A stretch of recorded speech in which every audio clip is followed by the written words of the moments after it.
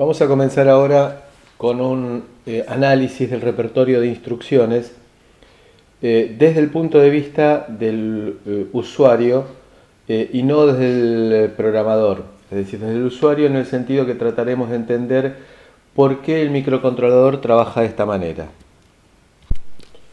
La familia Cortex contiene un repertorio de instrucciones con 52 básicas en las cuales tenemos las lógicas y tradicionales, las funciones aritméticas como suma, suma con acarreo, resta, resta con préstamo, comparación. Tenemos las instrucciones lógicas como AND, OR exclusiva, etc. Tenemos instrucciones de carga de registros, de movimiento de datos entre registros, y también las vinculadas con el stack como push y pop. Y luego tenemos múltiples modos de direccionamiento para dirigirnos a los operandos y modificar las instrucciones básicas con la incorporación de alternativas dadas por el direccionamiento. Los registros dijimos que son 16, en el cual tiene doble asignación el puntero a la pila, el registro R13, con el main stack pointer, que es el que va a ser utilizado, digamos, por el sistema operativo, y el process stack pointer, que va a ser utilizado por las aplicaciones. Están activos uno de los dos solamente, y desde un modo de trabajo, es decir, lo que vamos a redefinir en el futuro como sistema operativo, no se puede acceder al de proceso y viceversa. Dependerá de la forma en la cual conmutemos el modo de trabajo, es decir, el sistema operativo o superusuario y aplicación, tarea, usuario, de que esté activo uno o el otro. Dijimos que los formatos son de tres direcciones, en el cual tenemos una parte del código de operación que corresponde a la función que queremos hacer, código de operación propiamente dicho, y luego tendremos n bits dedicados a el direccionamiento. Ese n será 4 para el modo de trabajo normal con 32 bits, o será de 3 para el caso en el cual estemos trabajando en la forma restringida de thumb con códigos de operación de 16 bits. En esta imagen nos queda bastante claro que los 4 bits más significativos de los 32 que corresponden a un código de operación serán para condiciones. Lo vamos a ver un poco más en detalle, que esa asignación a condiciones quiere implicar la posibilidad de realizar ejecución de instrucciones de acuerdo con el estado de los flags, es decir, de acuerdo con los resultados de la última operación aritmético-lógica.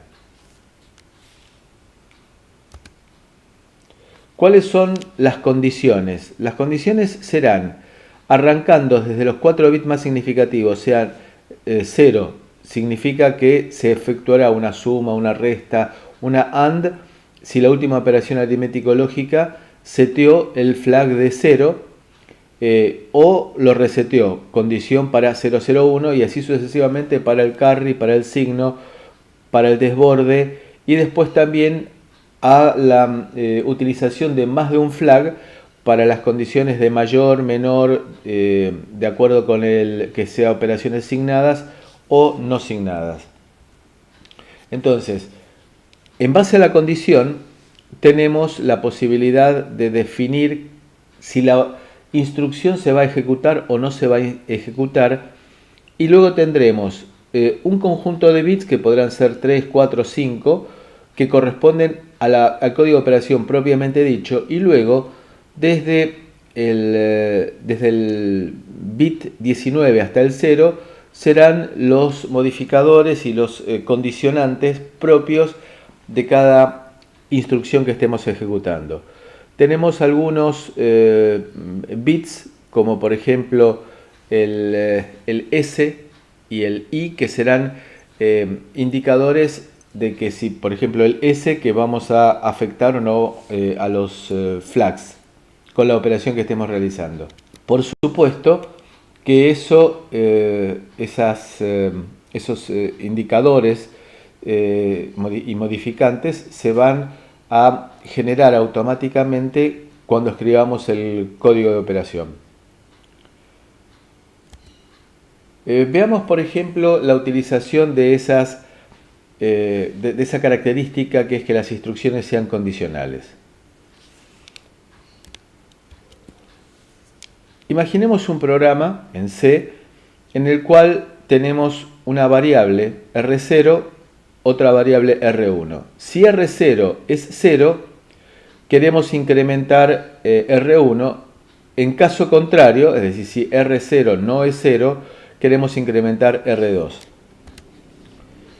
Si lo llevamos a instrucciones en formato incondicional, comparamos R0 con 0, el numeral quiere significar en forma inmediata, saltamos si no fue igual a la etiqueta else,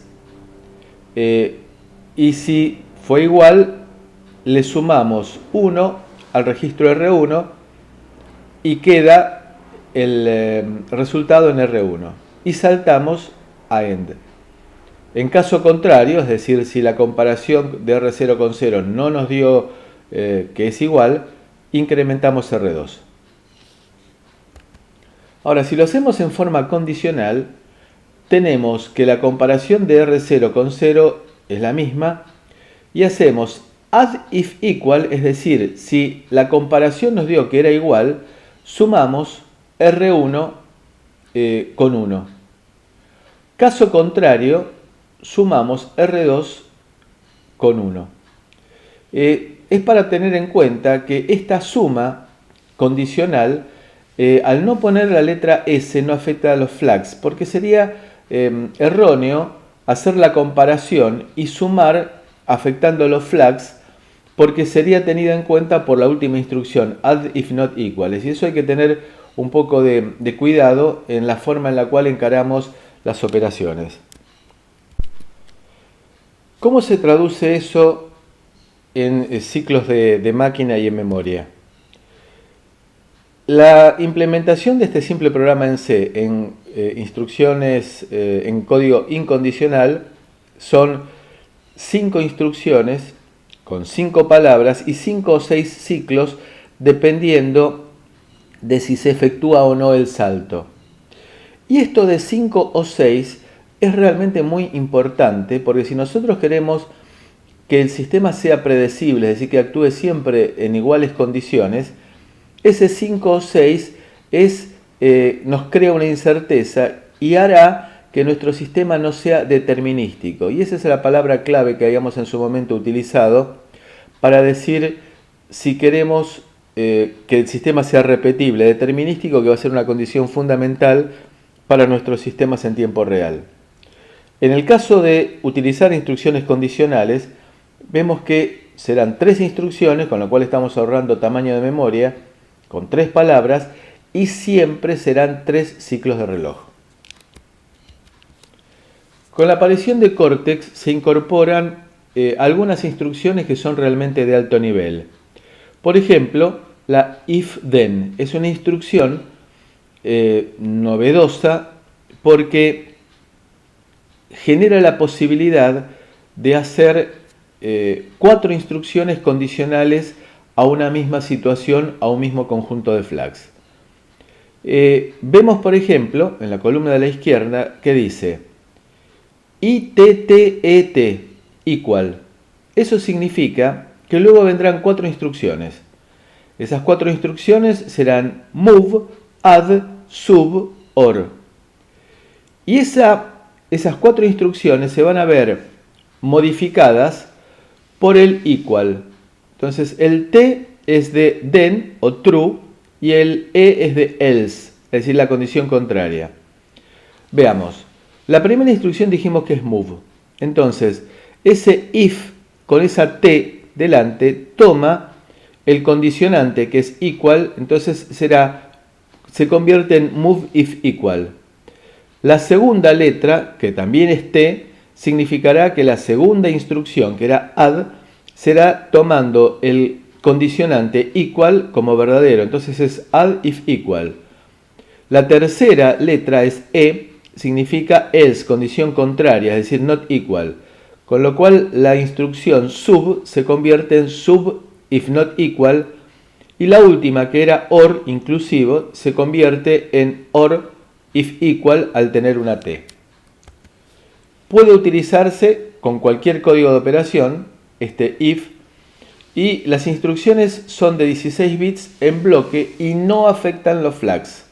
Es decir que no es que va a cambiar el flag de equal en el medio de la ejecución de este bloque. El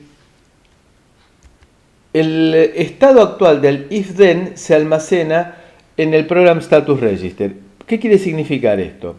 Si por ejemplo cuando está ejecutándose la segunda instrucción aparece un pedido de interrupción, automáticamente va a quedar almacenado en el registro de condiciones del procesador que se estaba ejecutando, terminando de ejecutar la segunda instrucción, de manera que cuando se vuelva de la interrupción se va a comenzar con la tercera, es decir, queda todo almacenado y se restaura en el momento que haya sido interrumpido.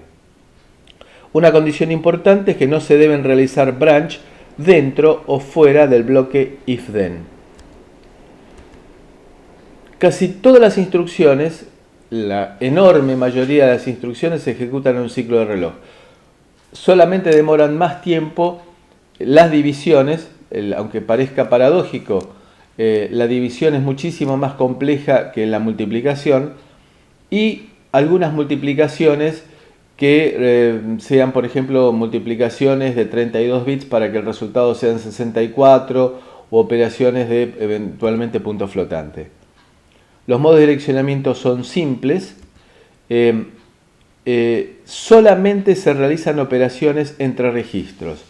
De manera que, como lo habíamos visto en la primera parte de este curso, el ejemplo en el cual realizamos la suma de dos variables que estaban en memoria, primero hay que traer esas variables a los registros del procesador, operar con ellos y al resultado volver a guardarlo en memoria.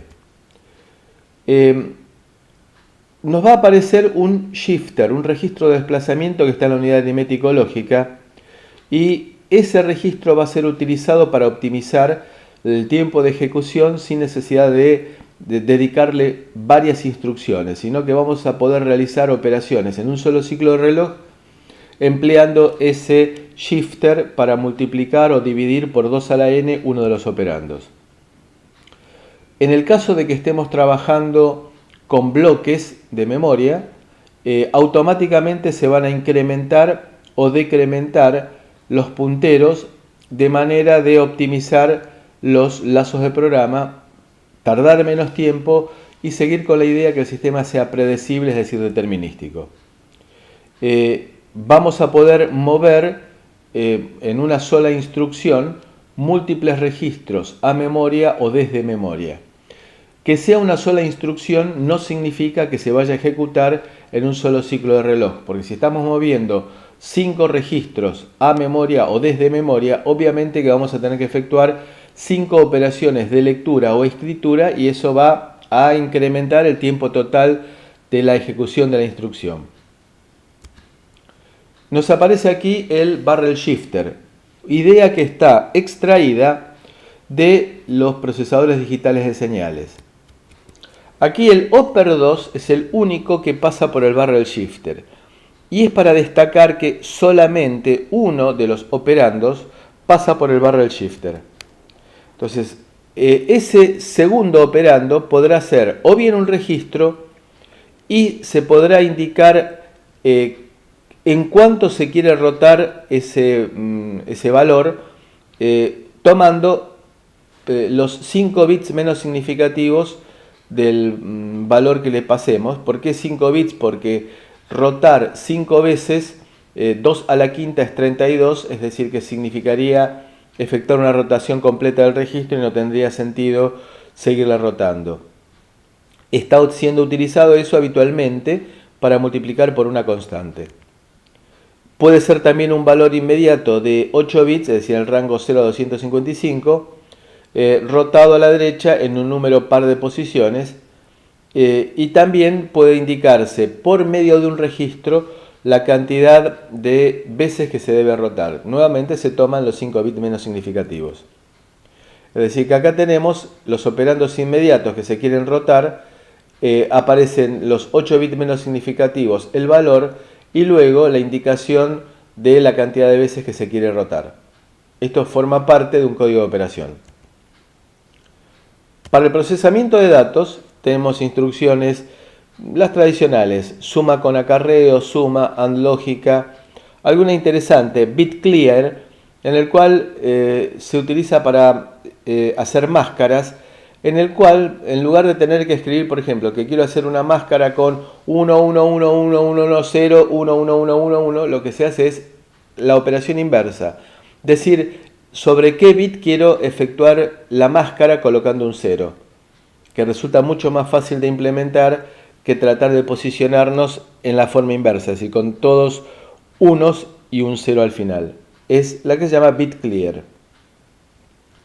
El compare negativo quiere significar que comparo una magnitud con otra tomada esta segunda en complemento a 2. Las operaciones, por ejemplo, de compare, lo que hacen es restar dos magnitudes para setear los flags. No es necesario indicar que hay que setear los flags, sino que la comparación es exclusivamente para setear los flags. Y al setear los flags, significa que hago la resta, pero el resultado de esa resta no va a parar a ningún otro registro, sino que es una resta que se hace solamente en la unidad aritmético-lógica para afectar los indicadores y no se procesa el resultado para ningún otro lado. Tenemos la OR exclusiva, Logical Shift Left y Logical Shift Right, y acá nos van a aparecer la diferenciación entre rotaciones lógicas, rotaciones aritméticas y rotaciones simples, que la vamos a analizar un poquito más adelante. Move es la instrucción que se utiliza para mover datos entre registros, para transferencias sin afectar el registro fuente, es decir, que es un movimiento de datos no destructivo del fuente.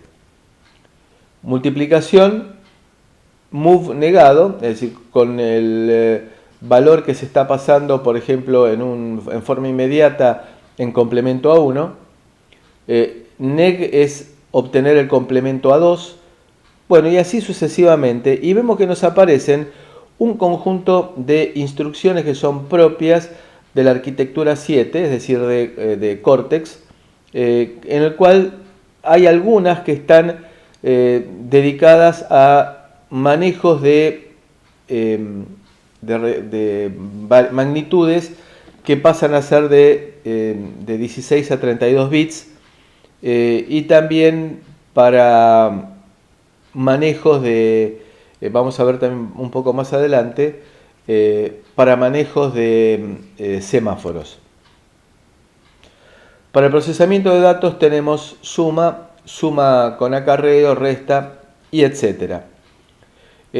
Tenemos la operación con algún condicionante, es decir, la operación significará el código de operación con algún condicionante, los operandos y los registros involucrados. Donde decimos operandos puede ser o bien otro registro o bien un valor inmediato dentro del espacio que nos queda en el código de operación para guardar el valor que queremos, o sumar o comparar, etc. Ejemplos. Sobre la derecha, después del punto y coma, está la explicación de lo que significa la instrucción. Aquí vemos, y recordando que debemos leer de derecha hacia izquierda, que sumamos R2 más R3 en la primera instrucción y la guardamos en R1. Luego tenemos que la misma instrucción a la cual le sumamos el acarreo como tercer operando, producto de alguna operación anterior, la resta en la cual se resta R2 menos R3, vamos a ver que hay una forma de indicar que sea R3 menos R2, Y la particularidad es que el operando que aparece en el extremo derecho es el que pasa por el Shift Register.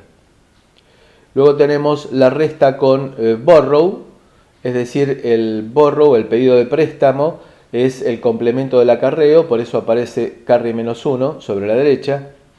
Y luego aparece el reverse subtract, en el cual nos aparece R3 menos R2. Recordemos que ese R3 es el que pasa por el Shift Register. Y luego también tenemos el reverse subtract with carry, es decir, con el borrow, que es el carry complementado. Para el caso de suma multibyte, lo que hacemos es, y aquí nos aparece, la necesidad que la suma se haga afectando los flags, para que al hacer una suma multibyte comenzamos sumando siempre de los bytes menos significativos. Cuando hagamos la suma, debemos setear los flags para que sean tenidos en cuenta en la próxima suma, y de esa manera tener el add with carry que ajusta el resultado por el carry en caso que haya habido un acarreo intermedio. Seguimos con el procesamiento de datos y acá nos aparecen las rotaciones. Dijimos que el segundo operando, el que aparece sobre la derecha, es el que pasa por el registro de desplazamiento. Y acá nos aparece un logical shift left de 3, en numeral 3, es decir, significa en forma inmediata, lo cual implica multiplicar por 8. Es decir, que tomamos R1, lo multiplicamos por 8, en una sola instrucción le sumamos R2 y el resultado va a parar a R3.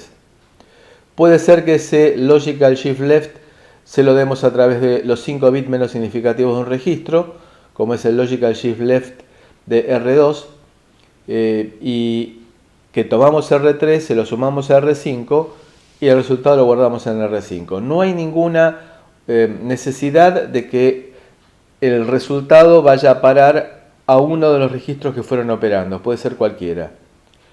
Luego tenemos la multiplicación de R2 por R3 y lo guardamos en R4. Para entender la penúltima instrucción, MLA, que significa multiplicar y acumular, recordemos cómo es que se procesa un filtro digital. Pensemos en un filtro digital FIR, el más sencillo. Se toman n muestras, se generan n coeficientes para representar la función filtrado que queremos. Esos coeficientes deben haber sido obtenidos muy probablemente a través de MATLAB, ingresando las características del filtro y la cantidad de etapas que va a tener el filtro. Y luego lo que se hace es, se multiplica la primera muestra por el primer coeficiente, se le suma la segunda muestra por el segundo coeficiente y así sucesivamente. Y ahí aparece la necesidad de tener una facilidad que sea multiplicar y acumular. Es decir, efectuar la multiplicación de muestra por coeficiente y sumársela al resultado anterior de muestra por coeficiente y sumársela al anterior y así sucesivamente. En este caso, lo que vemos aquí es que multiplicamos R3 por R2, le sumamos R1, que sería el resultado anterior que hemos obtenido, y el resultado lo guardamos en R4. Nos merece un análisis la última instrucción que nos aparece. RSB significa Reverse Subtract. Reverse Subtract quiere significar que tomo el operando que está a la derecha de todo, es decir, el que pasa por el registro de desplazamiento, por el Shift Register, lo roto en forma lógica en 3 lugares a la izquierda, es decir, lo multiplico por 8, le resto R0, es decir, tomé R0, lo multipliqué por 8 y le resto R0, y el resultado lo guardo en R0. ¿A qué equivale eso?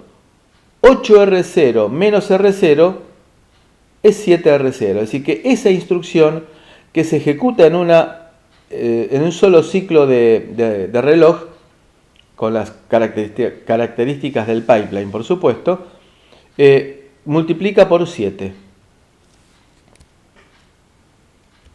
Las instrucciones lógicas son también bien predecibles. Tenemos AND de R1 por lógico R2 y el resultado lo guardamos en R0, OR, el OR tradicional inclusivo de R1 y R2 lo guardamos en R0, el OR exclusivo de R1 con R2 y lo guardamos en R0, que lo puedo utilizar para hacer comparación si quiero. Si son los dos R1 y R2 son iguales, el resultado nos va a dar 0 y luego voy a poder preguntar por el flag de 0 si lo deseo y de esa manera determinar si fueron 0. Aquí tenemos entonces el bit clear, en el cual tomamos R1, hacemos el complemento de R2, el complemento A1 de R2 y hacemos el producto lógico para guardarlo en R0. También podemos hacer máscaras en forma inmediata, de acuerdo con el tamaño que está permitido a la instrucción que estemos haciendo. Puede ser de 11 bits para el caso de que estemos trabajando con códigos de operación de 32 bits, o puede ser de 8 bits para el caso en que estemos utilizando modo thumb de 16 bits. Y acá tenemos entonces que R7 hacemos el AND lógico con FF hexadecimal y el resultado lo guardamos en R8. Las comparaciones y test significan solamente afectación de flags.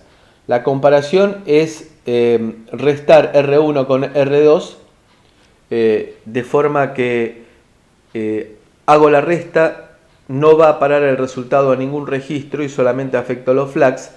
La comparación negada, que al ser comparación negada tomo R1 más R2 y seteo los flags.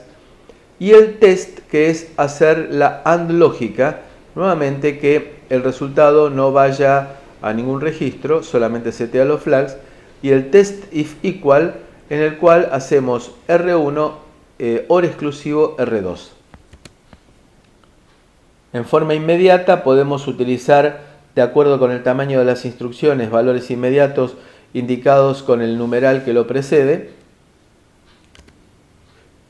Recordemos nuevamente el barrel shifter para poder introducir los desplazamientos y las rotaciones. Entonces, uno de los operandos, el oper 2, que es el que vamos a colocar en el extremo derecho del código de operación, pasa por el registro de desplazamiento y de esta manera tenemos que hacer el AND de R1 rotado en 3 lugares, que significa multiplicarlo por 8, lo hacemos la suma con R2 y el resultado va a parar a R3. Podemos hacer también que R2 sea el indicador de la cantidad de rotaciones, para el cual tomamos los 5 bits menos significativos, para decir que quiero rotar a la izquierda, es decir, multiplicar por los 5 bits menos significativos de R2 en rotación de R3, lo sumo a R5 y lo guardo en R5. Y la última es la que ya habíamos mencionado, que nos indica que al tomar R0, el rotarlo en 3 lugares y restarle R0 significa multiplicar por 7. Analicemos los desplazamientos. Tenemos desplazamientos aritméticos y lógicos.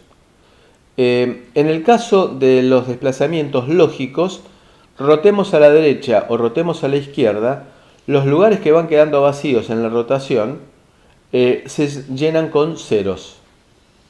Mientras que en la segunda fila, cuando hacemos rotación aritmética, como estamos trabajando con magnitudes en complemento a 2, en ese caso, el bit más significativo nos está indicando el signo. Por lo tanto, al rotar hacia la derecha, que es el caso más importante para analizar, si el bit más significativo es 0, se rellenan los espacios vacíos en la rotación con ceros. En caso que el bit más significativo sea 1, es decir, que la magnitud sea negativa, se rellenan los espacios de la izquierda que van quedando vacíos con unos. Notemos que en cualquiera de los dos casos, rotación lógica o rotación aritmética, los bits que se pierden, se pierden. Aquellos que se caen del registro se pierden. En el último caso tenemos una rotación en la cual los bits que se pierden en un extremo entran por el otro, es decir, como si fuera un sinfín, con la posibilidad de hacer ingresar al acarreo como bit 33 en la rotación para poder utilizar el acarreo como transporte para el caso que esté haciendo rotaciones de más de una magnitud de 32 bits. Es decir, por ejemplo, si estoy haciendo rotación de una palabra de 64 bits que la tengo guardada en dos registros, hago la rotación del primero de los registros, el bit que se cae lo guardamos en el acarreo y luego lo trasladamos en la segunda rotación. Las instrucciones de transferencia de datos. Es decir, movimiento de datos. Puede haber movimiento de datos entre registros o de memoria a registro o de registro a memoria. Vemos un código de operación de 32 bits en los cuales siempre los 4 bits más significativos son la condición. Luego vendrá el código de operación propiamente dicho y luego vienen a partir del bit 25 un conjunto de modificadores. Por ejemplo, tenemos el bit que nos indica que es un offset inmediato, lo que tenemos en los 12 bits menos significativos. Luego tendremos pre o post indexado y eso va a requerir un análisis especial. Luego tendremos un modificador de up o down para decir si se incrementa o se decrementa el registro siendo utilizado como puntero. Si la operación es de tipo byte o word o será write back, que también lo vamos a ver más adelante.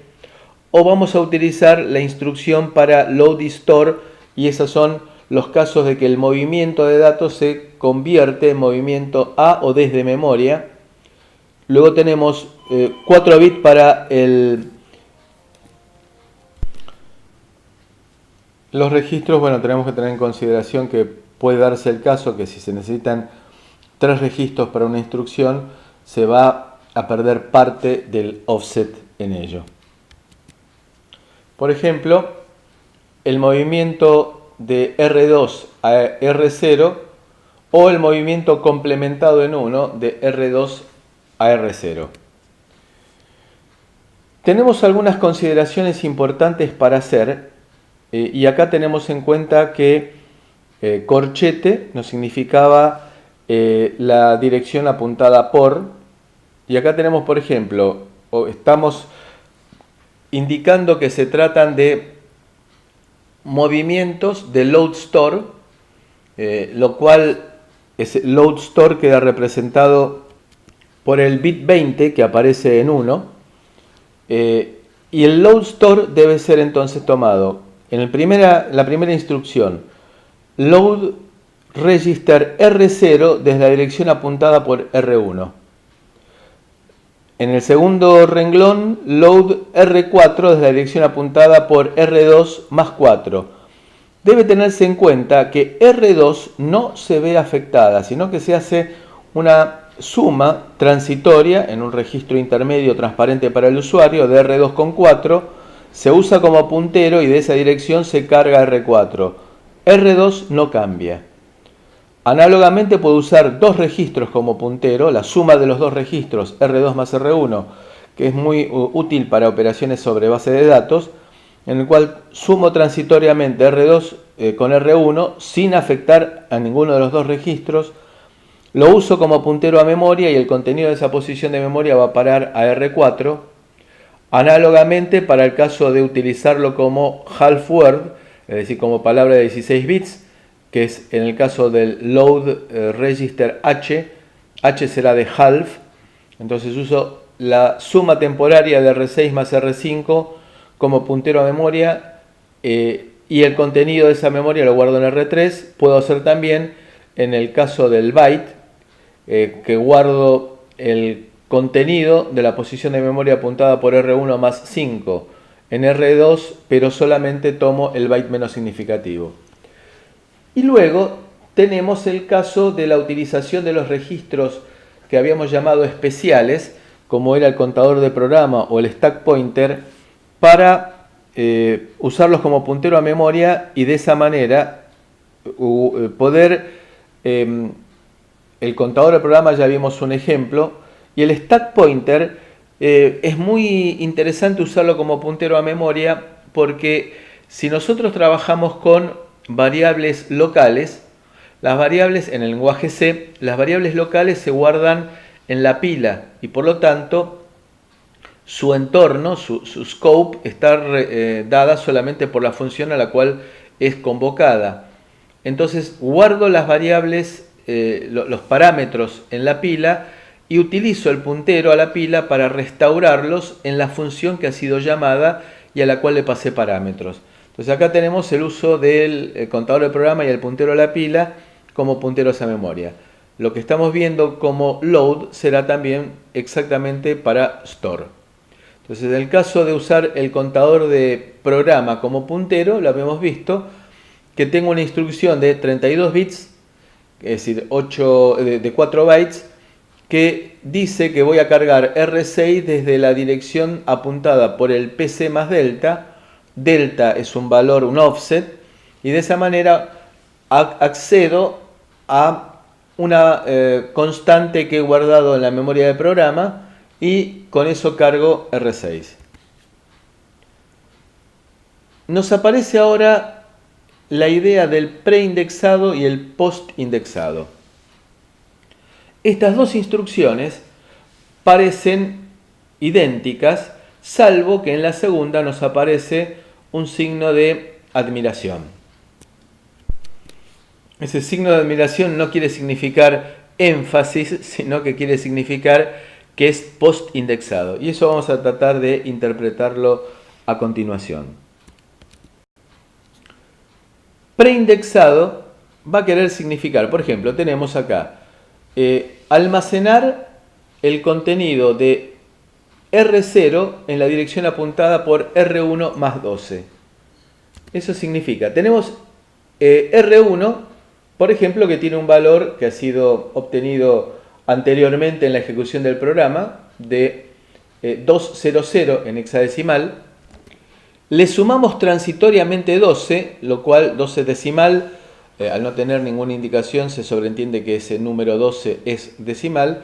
Es decir, que apuntamos a 20C y guardamos el contenido de R0, que por ejemplo es 5, en esa posición de memoria 20C. El resultado de el contenido de R1 y de R0 no se ve afectado. Esto es entonces preindexado. Indexo antes, sumo antes de hacer la operación. En el caso de postindexado, que es cuando nos aparece el signo de admiración, la diferencia entre la instrucción que hemos analizado y esta nueva es el signo de admiración.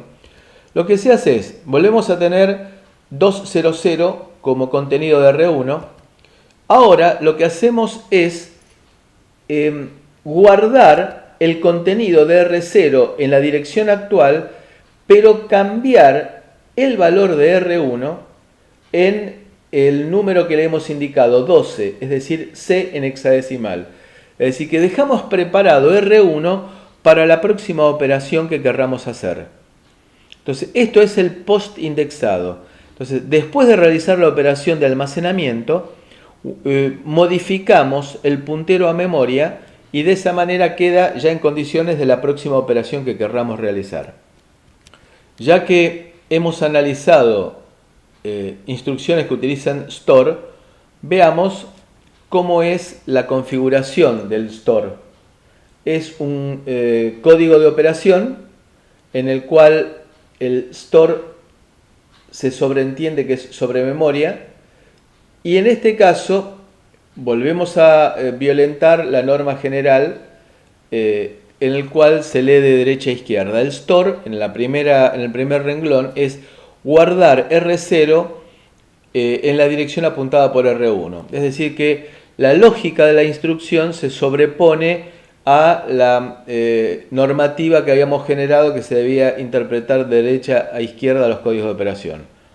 Guardamos R0 en la dirección apuntada por R7 más 1C. Nuevamente es una suma temporaria que se hace. Se apunta a memoria y el contenido de R0 se guarda en ese puntero así generado. se podrá guardar un byte, se podrá guardar un half word, y luego nuevamente usamos el stack pointer como puntero a memoria. Podríamos utilizar también, si fuera posible físicamente, es decir, si pudiéramos modificar la memoria a la cual apuntaría el contador de programa más un desplazamiento, lo cual es medio difícil de implementar desde el punto de vista constructivo porque estaríamos normalmente apuntando a memoria flash. Bueno, podríamos utilizar cualquier registro como puntero a memoria para el store también. Dijimos de que puedo en una sola instrucción realizar múltiples load o múltiples store. Es decir, yo puedo llegar a guardar, si quisiera, los 16 registros del procesador en memoria o cargar los 16 registros del procesador en memoria, cosa que se va a hacer cuando se cambie de tarea en un sistema operativo. Al cambiar de tarea es como si cambiara el procesador, para el cual tengo que modificar los 16 registros para retomar el estado anterior que tenía el procesador cuando estaba ejecutando esa tarea. Tenemos la posibilidad de guardar o leer registros de memoria y ahí nos aparecen varias opciones: incrementar o decrementar automáticamente los punteros, y la segunda opción es incrementar o decrementar los punteros antes o después de realizar la lectura o la escritura. Es decir, que en total, entre incremento, decremento, antes y después, se me configuran 4 opciones.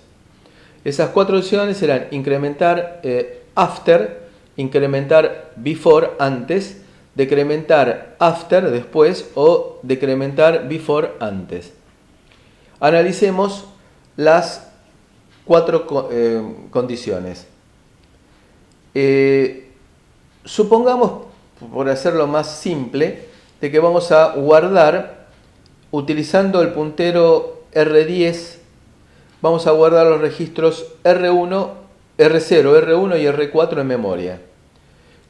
Si incremento después, primero guardaré R0, incremento después R10 y guardo R1, incremento después R10 y guardo R4, incremento después R10. Con lo cual R10 queda apuntando a la primera posición de memoria libre. Si incremento antes, entonces tomo R10, lo incremento, guardo R0, incremento R10, guardo R1, incremento R10, guardo R4, y de esa manera R10 queda apuntando a la última posición de memoria ocupada. Para el caso de decrementar, ahí nos aparece una cosa interesante para destacar.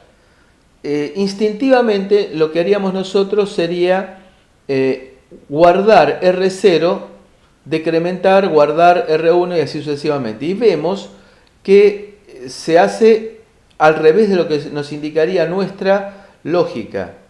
Lo que se hace es guardar con el decrement after, guardo R4, el orden inverso, luego decremento el registro R10, guardo R1, decremento R10, guardo R0, decremento R10, y me queda R10 apuntando a la primera posición de memoria libre. Fíjense que el objetivo acá que tuvieron en cuenta los fabricantes del procesador es que si yo saco una foto, siempre me quedan en el mismo orden los registros. Esto es lo que vamos a definir más adelante como endianness. Es la forma en la cual se guardan primero el menos significativo, después el más significativo de acuerdo con el orden. Y por eso es que estamos contrariando lo que sería nuestra lógica original de querer guardar primero R0 para el caso del decremento. Y el último caso es decrement before, es decir, que decremento antes de guardar el primer registro. De manera que el puntero R10 me queda apuntando a la última posición de memoria ocupada. Las instrucciones serán load múltiple o store múltiple, y luego vendrá increment, en este caso increment after. En ese caso veamos cómo se interpretan.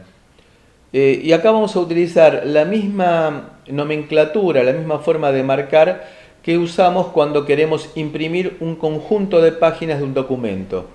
Es decir, que no queremos estar marcando página por página del documento que queremos imprimir, sino que le decimos a la impresora: imprimime de la página 4 hasta la 7 y la 11, por ejemplo. Aquí vemos entonces load múltiple con increment after, usando R7 como puntero con post incremento. Entonces acá estoy diciéndole, cargame desde memoria, apuntada por R7, los registros R0 a R3, es decir, R0, R1, R2 y R3, y el R5. Entonces, en total, estoy trayendo 5 registros. Cada uno de esos registros ocupa 4 bytes. Entonces, 5 registros de 4 bytes son en total 20 bytes. Y como se trata de post incremento, lo que hace es modificar, como es increment after, incremento el puntero a memoria en 20, es decir, 5 registros a 4 bytes cada uno de ellos.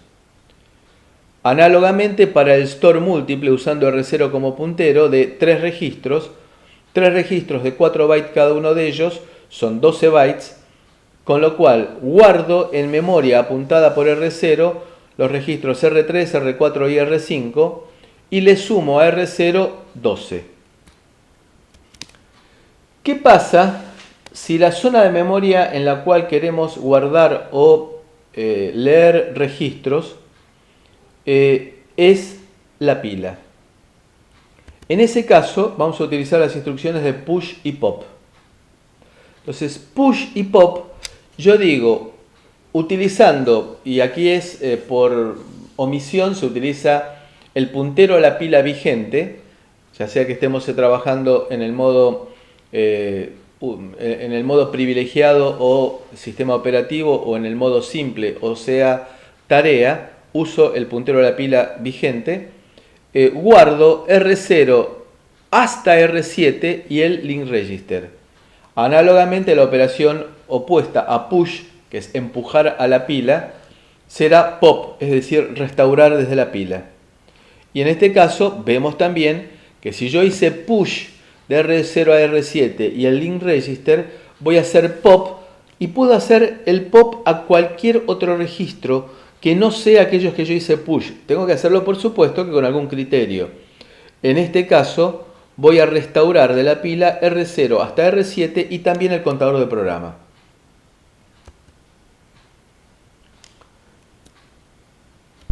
El puntero a la pila puede llegar a ser utilizado como puntero a memoria tradicional, y acá vemos un store múltiple en el cual en lugar de decir incrementar o decrementar, se dice F o E, F de forward, por ejemplo, utilizando el registro SP como simple puntero. Es decir, puedo de esa manera guardar en la pila variables o parámetros para ser utilizados por funciones, y al contrario después lo puedo hacer para la lectura. Tenemos también con el before o el after para la lectura, para el incremento o el decremento de los punteros.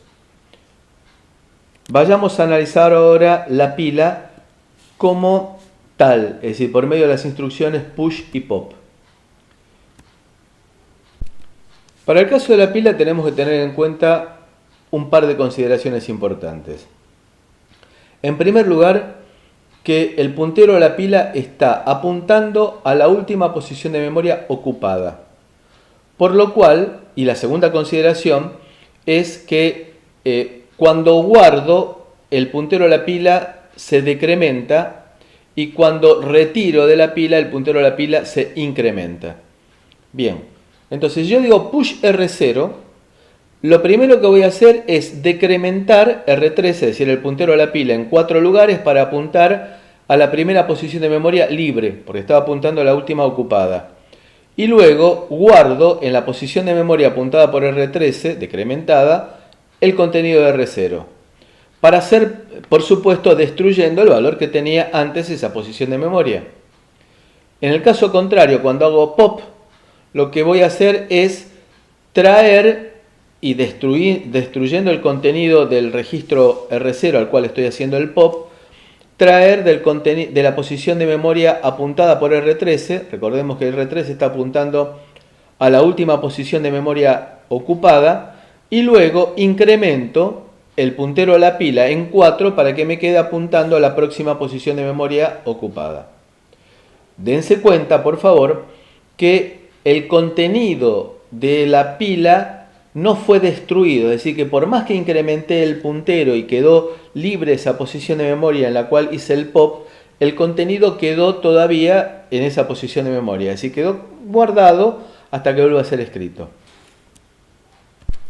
Aquí lo vemos un poco ampliado la idea de la pila. Fíjense sobre la izquierda en qué sentido crece la dirección de memoria. Entonces supongamos que R0 tiene 1, 2, 3, 4, 5, 6, 7, 8.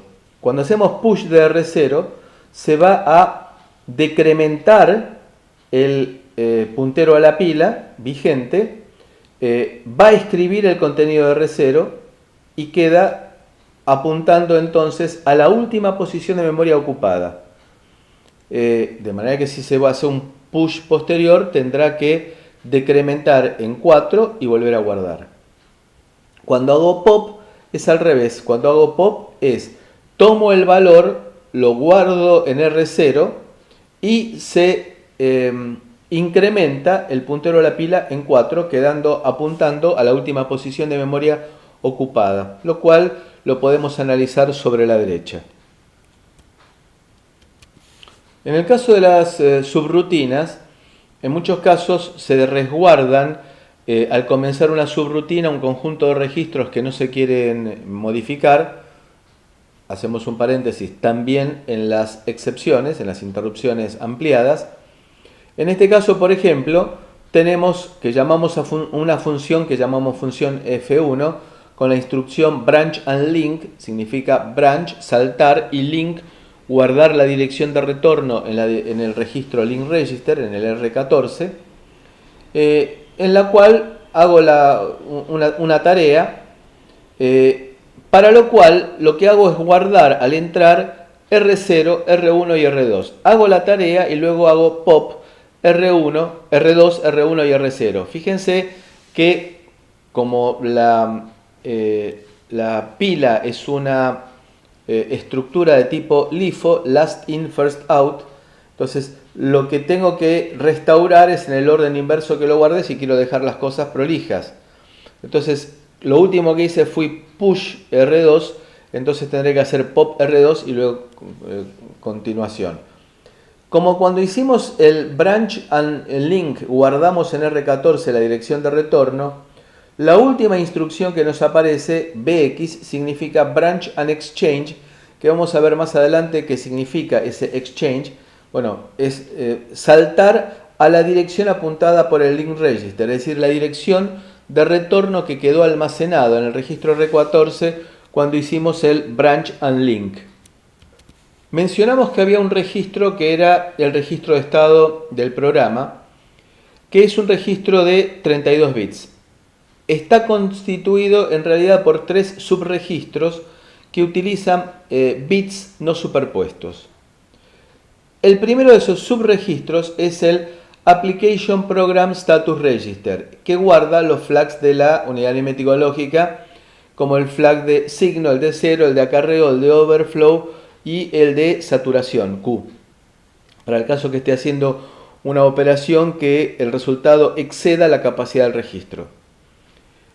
Luego tenemos el IPSR, que nos va a guardar, en el caso que esté trabajándose dentro de una excepción, el número de excepción que estamos trabajando en este momento. Y por último, el Execution Program Status Register, que me guarda la información del IT field, es decir, ¿se acuerdan del if-then que habíamos mencionado y que dijimos de que si aparecía una excepción se guardaba el punto en el cual se estaba ejecutando para retornar y continuar exactamente donde estaba?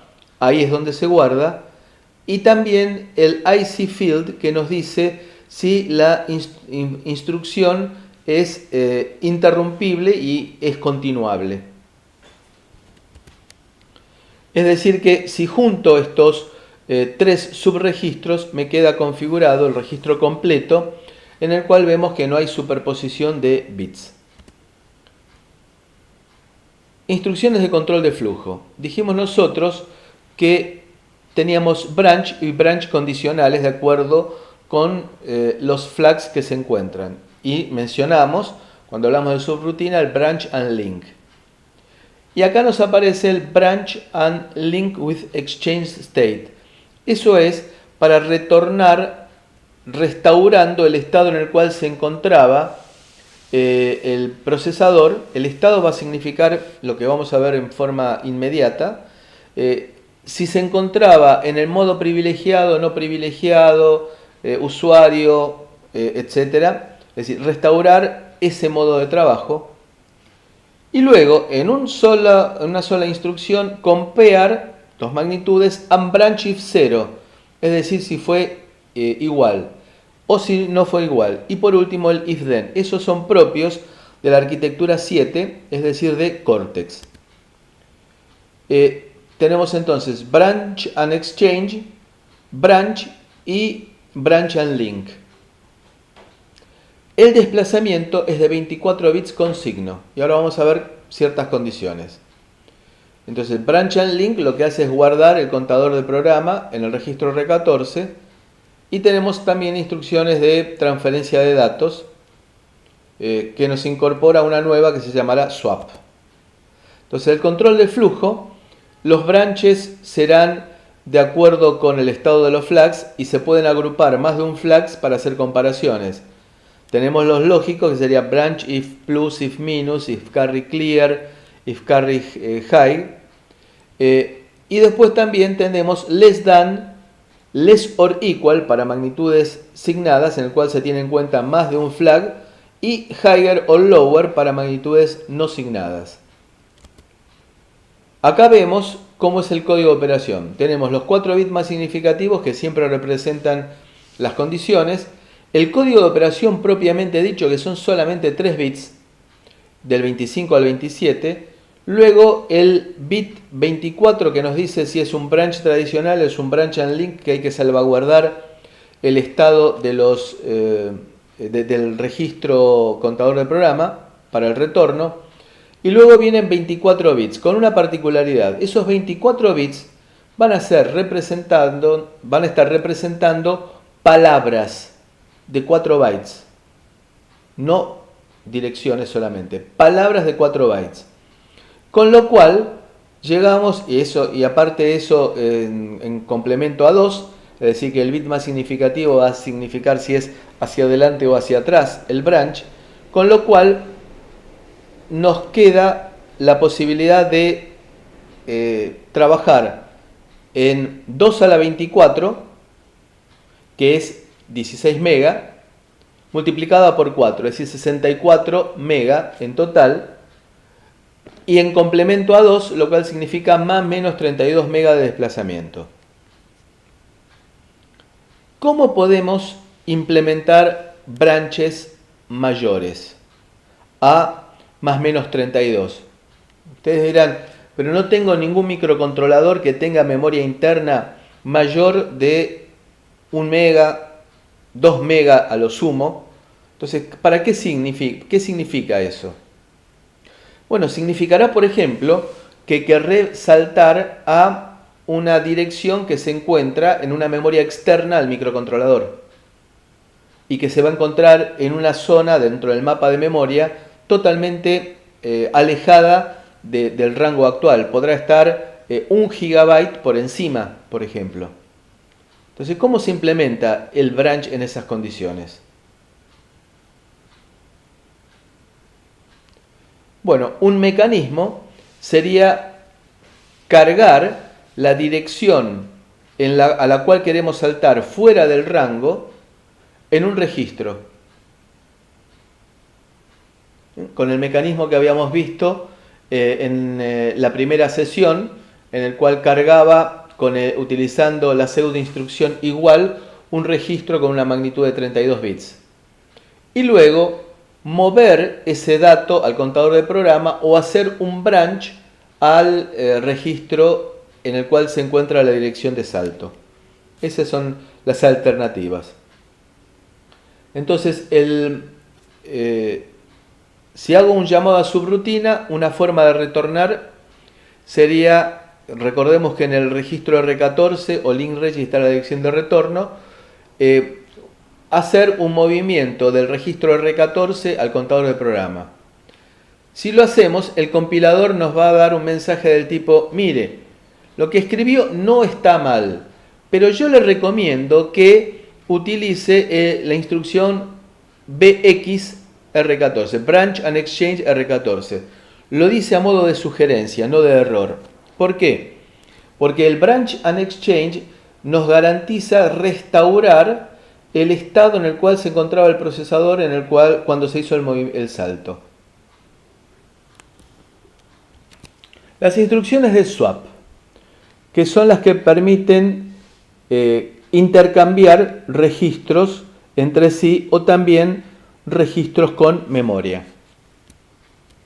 Varias alternativas. La primera, swap R12, R10, dirección apuntada por R9.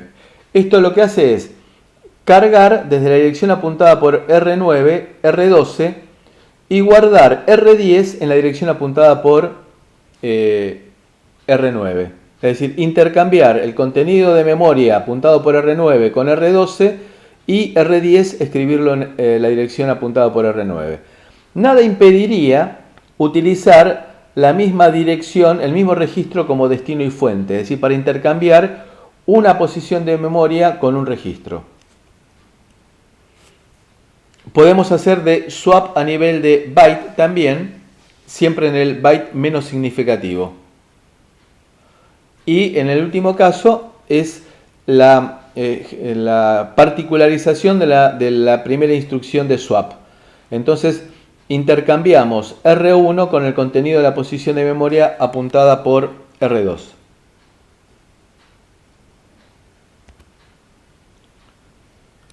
AAPCS es una forma que estableció ARM para pasar parámetros entre funciones. Uno podría decir, pero si yo voy a trabajar con un compilador, siempre el compilador se va a encargar de satisfacer la forma en la cual paso parámetros y restauro parámetros. Y no tengo que preocuparme. El tema es que hay casos en los cuales habrá funciones críticas que las quiero implementar en Assembler. Por lo tanto, el AAPCS lo que hace es indicarme cómo es que puedo llegar a utilizar esa forma de pasaje de parámetros en forma criteriosa. Lo que me dice es que si yo doy una función en C a una en Assembler, paréntesis, se podría hacer también desde una función en Assembler llamar a una función en C, pero eso es muy poco frecuente, digamos casi nunca se ha hecho. Cerramos paréntesis. Entonces, si yo llamo una función en Assembler desde otra en C, lo que hago es pasarle parámetros. Y en la función en Assembler tendrás que saber en qué lugar se encuentran esos parámetros. Entonces me dice el AAPCS que si yo paso un parámetro, lo haré en R0. Si paso dos parámetros, serán R0 y R1. Si tres parámetros, R0, R1, R2. Cuatro parámetros, R0, R1, R2 y R3. Y más de 4 parámetros lo usaré como a través de referencia en memoria. Análogamente, cuando se devuelve un resultado, se devolverá un solo resultado en R0, dos resultados en R0 y R1, y así sucesivamente hasta 4 resultados. Y si son más de 4 resultados, por ejemplo un array, se pasará como referencia a memoria. En resumen, los registros R0 a R3 se van a utilizar para pasar parámetros o para obtener resultados. Los registros R4 a R11 tienen que ser preservadas, es decir, eventualmente pusheadas y van a ser utilizados. R9 y R10 son importantes porque van a tener la base de la pila y el límite de la pila para el caso que se trate de tareas. El registro R12 es Scratch Register, es decir, registro borrador, se puede utilizar en forma indiscriminada. Y por supuesto que R3, R14 y R15 son registros sensibles. El R14, para el caso que se quiera hacer llamado a subrutina desde otra subrutina, como hay un solo registro R14, se tendrá que guardar previamente en la pila antes de llamar a una nueva subrutina. Lo cual vemos en esta imagen. Entonces, de la func1 que quiere llamar a la func2, y como hay un solo registro R14, previamente se guarda los registros que se vayan a utilizar en func1 y también el link register. Y después, cuando se restaura directamente sobre el PC para retornar en una sola instrucción. Y por último, hay un conjunto de instrucciones reservadas de control. Estas instrucciones reservadas de control son aquellas que se podrán ejecutar solamente en el modo privilegiado o en el modo superusuario o en el modo sistema operativo, porque son las que permiten justamente modificar el modo de trabajo del microcontrolador. Serán instrucciones que me permiten modificar, por ejemplo, el registro de estado del procesador, para lo cual tengo que estar en estado de privilegiado para poder hacerlo. Caso contrario, se me va a generar una excepción de error. Si lo quiero utilizar en el modo de tarea normal, me va a generar una excepción de error. Entonces lo que hacemos es, por ejemplo, mover el registro de estado de programa a un registro R0 por medio de la instrucción reservada MRS, move a register en forma reservada, y después hacemos la modificación cambiando un flag, por ejemplo, y luego lo volvemos a escribir. En modo usuario normal solo puedo modificar los flags y no puedo modificar la parte orientada, dirigida al estado del procesador, como es la interrupción en curso o el conjunto de flags IT y CI. Y por último tenemos también un conjunto de registros vinculado con las interrupciones. Esos registros serán primask, que es el que nos permite marcar el nivel de privilegio de interrupción, el número de prioridad de interrupción, a partir del cual se deshabilitan las interrupciones, y por encima de esa prioridad están habilitadas, por debajo de esa prioridad están deshabilitadas.